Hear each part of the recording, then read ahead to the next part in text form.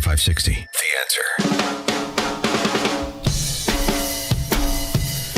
So this next story, it's funny how the Democrat politicians completely ignore the principle of law while pretending to champion law. It's part of that insanity when you have Democrats in charge of anything. I actually met this woman, Squirrel. I ever tell you, at Mar-a-Lago, after the most obvious election theft had happened at Mar-a-Lago, and people such as myself and decent people around the country realized that there's no way Joe Biden legitimately won the 2020 election, of which he did not, riddled in scandal and fraud. And the people who championed that cause the most were attacked, people who were onto the scheme, like Sidney Powell. Talking about Georgia, you've actually mentioned that some of the counties didn't actually do a hand recount.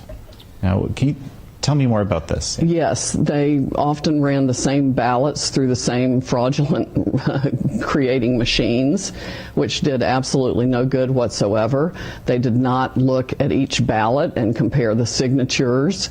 If we could even get 100,000 ballots of the last 100,000 ballots run in Georgia, for example, we could show by instant mechanical analysis the difference in the ballots and the ink. We know that there were hundreds of thousands of fraudulent ballots imported into the country, likely from China. We have When she said that was the year 2020, it was before January 6th, the Democrats knew what they had to perpetrate. They had to perpetrate the fraud of the phony insurrection, which wasn't an insurrection. Donald Trump had been the sitting president. Nobody was demanding for anything other than an audit of the most obvious election theft. So a lot of people in positions of power who were not Democrat scum wanted to audit the vote. This next woman, her name is Tina Peters, and I met her at Mar-a-Lago. Afterwards, there were a lot of people that recognized it, and they threw a party, and we all went. And she was a lovely lady who was convinced that she just wanted to audit it. She had been at the time in charge and wanted to prove beyond the shadow of a doubt the allegations of Sidney Powell, of people like you and people like me and everybody who knew did not get 19 million votes more than Barack Obama or 22 million more than the Duchess of Chafington. Joe Biden was illegitimate from the get-go. So she paid the cost and she went to jail. Sidney Powell bankrupted, assaulted, her reputation besmirched. You knew what happened to Rudy Giuliani. Poor Rudy is riding around in lifts. He had to sell his jewelry.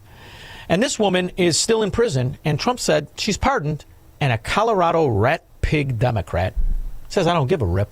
She's going to sit in prison. Colorado gave a grandma 9 years in prison for investigating the election. 9 years.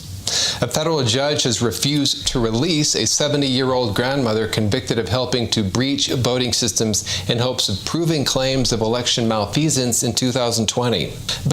So she gets 9 years for wanting to prove the election was stolen. And as scum was let out of, was released after being arrested for sexually molesting our girls, beating men, punching women over 90 times by judges. And that low-life pig scum went on to burn a completely innocent girl because she was white.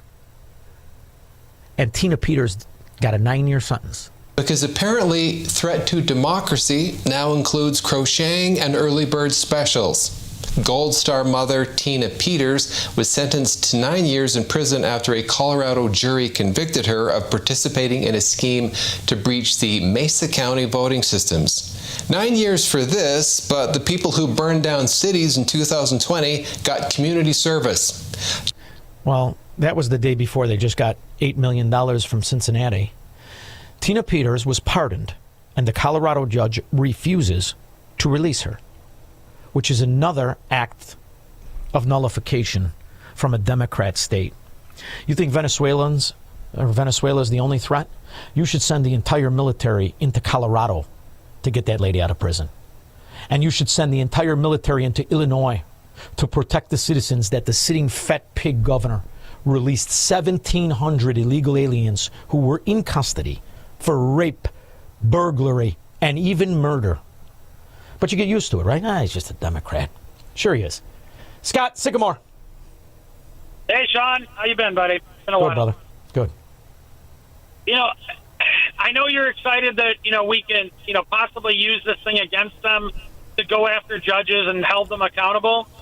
But I kind of see it as a real slippery slope that they'll start going after police officers who they love to As go opposed after to, anyways. But they're already doing that, right? Yeah, but So- now it's like, oh, if they're going to open the door with this, are they going to start saying, oh, we don't like why we were arrested, so now we're going to civilly sue the police officer, and we're going to go after, every time a police officer does something that somebody doesn't like, they're going to be able to file a civil suit, and it's just going to, I see it it's just happening, going sideways. Oh, of course, but it's happening anyway. It's happening anyway. What you're suggesting is already there. It's not a slippery slope. We're at the bottom of it. It's happening anyway. You've got, what is it, Hanover Park that gave the illegal alien copper his job back. There's an illegal alien still going to enforce law that he refuses to abide by.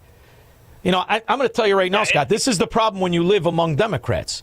If you're going to beat them, you got to beat them at their own game. They open the door, kick it in and toss the room. Sue everybody who releases an illegal alien or a legal citizen who's been arrested 80 times. He goes on to perpetrate more crimes. Sue anybody who touched that case. Every lawyer, every judge, every prosecutor, every cop, everybody.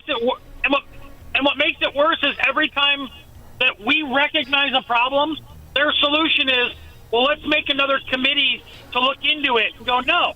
Brother, in case you're not watching, we might have won a presidency. We're losing this battle. Just look at our great area. Look at Illinois. Look at it.